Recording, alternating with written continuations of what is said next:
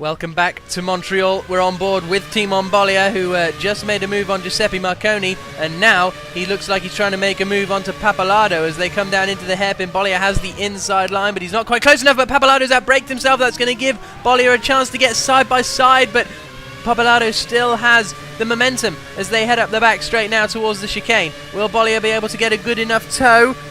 Reasonable tow. Is he going to be able to get alongside now? The sparks flying out from Pappalardo's car. Bolia has the inside. He's gone in very late there, and he's had to cut the cross to chicane and gives Pappalardo the position back. So Bolia will resume that battle now as they head down across the line again, and we're on board with Pappalardo, looking back to the car of Team Monbolia, who's taking a lot more curb on the exit of turn 7 there compared to Pappalardo as they head down into the chicane at 8 and 9.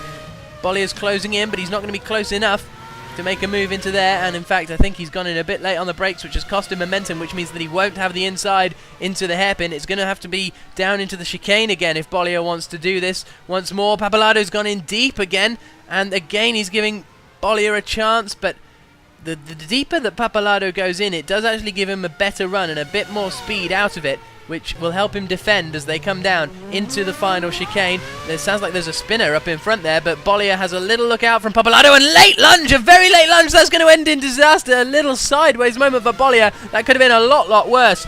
A real late lunge there, and well, it didn't look as though Pappalardo saw him coming. Meanwhile, Roy Colby up in 3rd position. Into the pits now. He could seal the title today. So, big pressure on Roy Colby in this penultimate race of the season. Let's have a look at his pit stop. In he comes. Stops on his marks somewhere down here. Here we go. There's his pit stop. Perfect from the champion in waiting. Let's see. Yep, nothing wrong with that pit stop, and I'd imagine he's going to come out in about 8th position, I would guess. Florian Becker's just coming down the start-finish straight now. Round turn 1 rather, and there is Florian Becker, and Colby has just got out in front of Becker into clear air. That could be crucial for the race. And just behind them we've got Karim Wiesenberg looking up the inside of Becker into the chicane, into the hairpin, sorry, and he's not quite going to be close enough. And he got a bad run out of the hairpin there, did Wiesenberg. But he's got incredible straight line speed. He's just destroyed Florian Becker on the straight.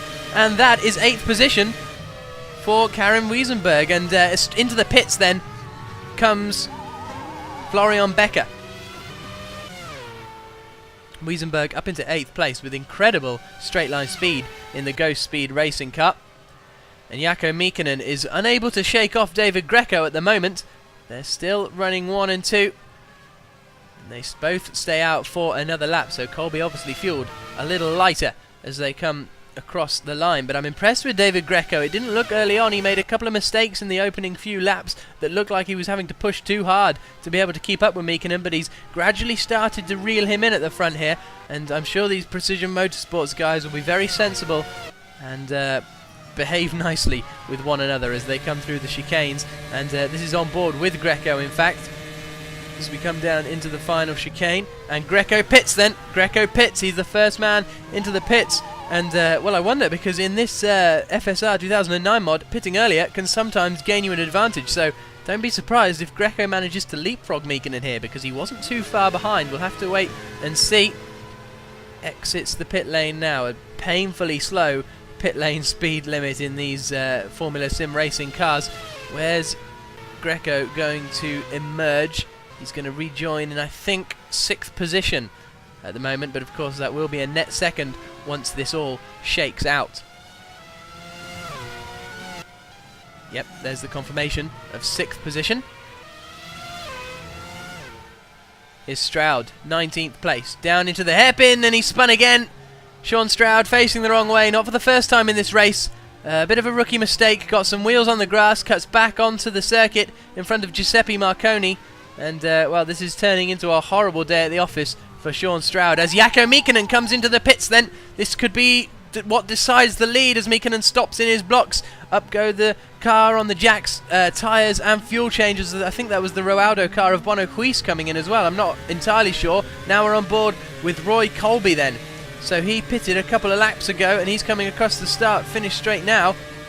and down into turns 1 and 2.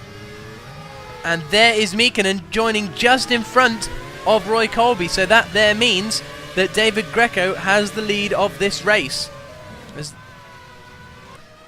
So it worked out then, pitting a lap earlier. So Rasmus Tali then is in the net lead. Sorry, not the net lead, the actual lead of this race. Still out there lapping in his Diamond racing car. He is in the lead of the Canadian Grand Prix, which no doubt he'll be chuffed with. He's had some impressive performances earlier this season in Pro, especially driving for the Torrent Motorsports team, but he switched to Diamond and now is racing in the WC Cup and is heading down the back straight, we think, to go into the pit stops. And yes, in he goes.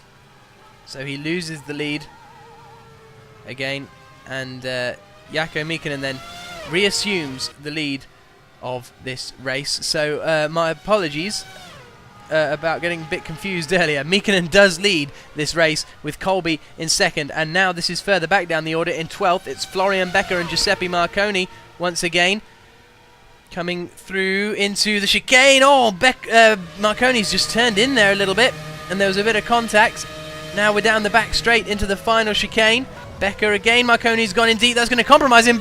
Becker flew through that final chicane. Incredible momentum that he took through there, and now he should have a run on Marconi if he can get the slipstream into turn 1. Not quite close enough, but Marconi's gone in deep. He manages to hold it though.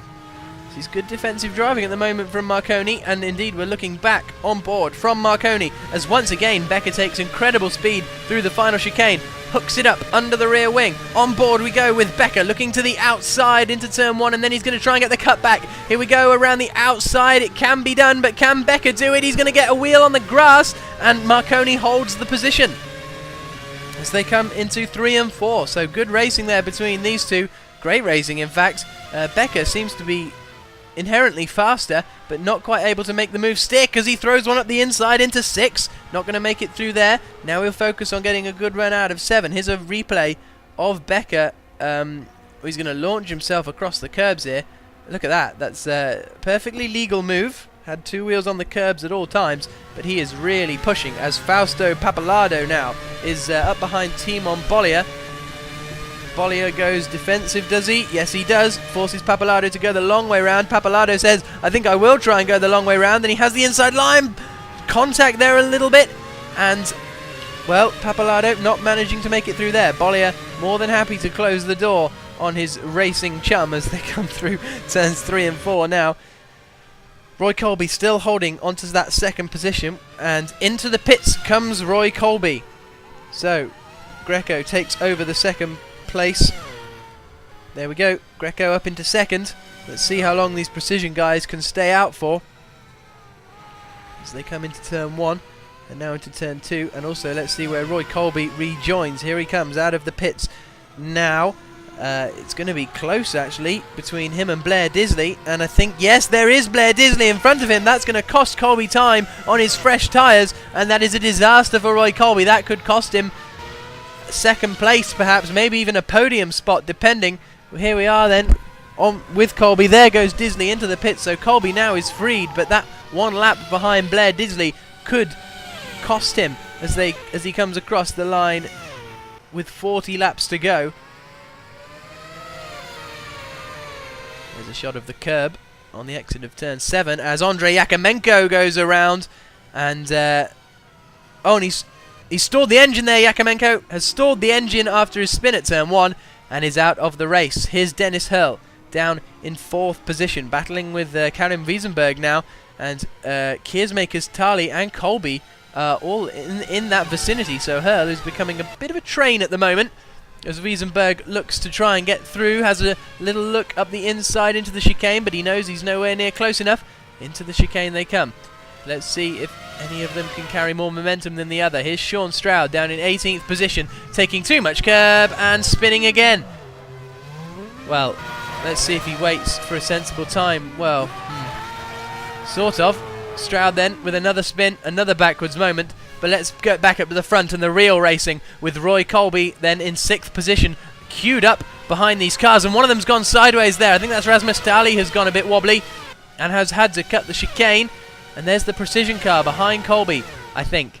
And Lauren Keersmaker's now coming up the inside into the hairpin. Good move there from Keersmaker's, going past, and Colby has got past Tally there in the background as well. So chopping and changing for position in Montreal.